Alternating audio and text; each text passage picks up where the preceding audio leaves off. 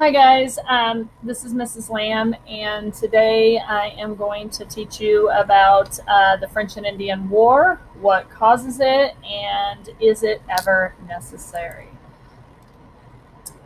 So first off, I want to start off with a map showing you prior to the French and Indian War um, what the control of North America looked like by the main three countries that had um, made land claims in North America. So first of all, you can see that the green represents French control.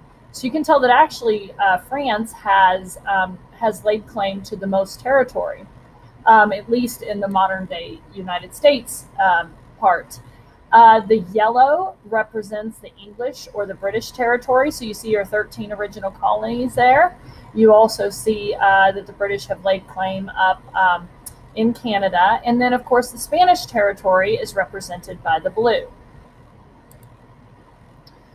The French and Indian War was fought between the colonists and the British versus the French and the Native Americans. Now, I had said before that some Native Americans fought with the colonists and the British, but the majority had sided with the French. And we had talked about the fact that the natives might have seen the French as less of a threat to their way of life because the French were not encroaching on Native American land quite as much, and they weren't trying to colonize it. The French were really kind of trading and living amongst the Native Americans. So it was a mutually beneficial trade relationship. So here are three things that the French and Indian War was caused by. One was land. Both France and Britain wanted to control the valuable Ohio River Valley. Number two was people. British colonists moved into the region, which disrupted trade between natives and French. And the third reason that the French and Indian War was caused was conflict. The war in the Americas is just one of several wars between France and Britain. And that's why the French and Indian War is also known as the 7 Years' War. It was taking place in more than one location and on more than one continent at the same time. So, here are some major impacts from the French and Indian War, and these are the effects. So I've got 4 effects for you right here. Number one, the first effect is the Treaty of Paris of 1763. And yes, the year matters because there's been multiple Treaty of Parises that have ended wars. So, Treaty of Paris of 1763. It ends the war. France relinquishes, which means gives up, all land in North America. Everything east of the Mississippi River now belongs to Great Britain. And natives lose their ally and trading partner because the French are no longer in North America. So that's the first effect of the French and Indian War. Effect number 2 is the Proclamation of 1763. And what you can see here on my graphic is the proclamation line of 1763.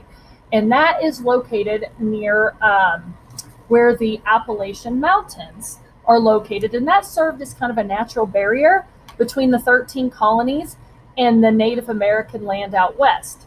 So colonists, by their own king, was told not to move west of the Appalachian Mountains. This kind of made the colonists mad because that's the land that they just fought for. So now they're told that they can't move out there, even though that was the whole point of the French and Indian War, at least from the colonial perspective. Britain, the king of Great Britain, the reason why he had told his colonists that they could not move out west of that proclamation line is because he feared sparking another war with the natives, which they didn't want another war, the British, even though they won because they had a lot of war debt, and they did not want to have to spend a lot of resources and fight yet another war. Colonists are furious they cannot move out west into the land that they just fought for.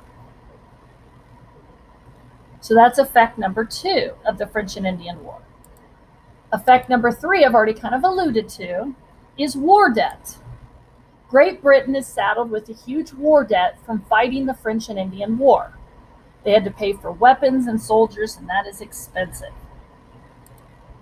British Parliament, which is basically the same thing as our Congress, begins taxing colonies to repay the debt incurred.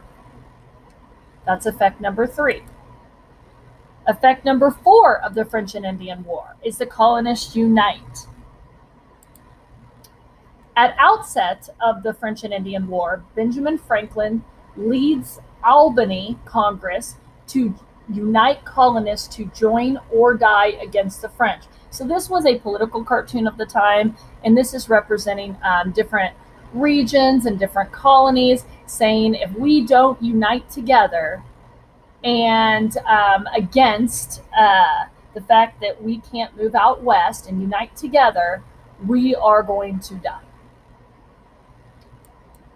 And we needed to unite against the French, but also they needed to unite against their own government, the British. Colonists learned guerrilla warfare tactics used by the natives and the French. Guerrilla tactics are basically how they learned to fight, just as the Native Americans did, but they would learn to, do surprise attacks, hide behind trees and in forests, and rather than the typical way of fighting, which was marching in straight lines up until that point. So the colonists learned to fight as one. All right, so that is all that I have for you today. So what I want you to do is use this information, and I want you to fill out the graphic organizer that I am providing to you in class. And basically, you just fill in the blanks on the notes. So thank you, and I hope you guys are able to get that done, and you have a good day.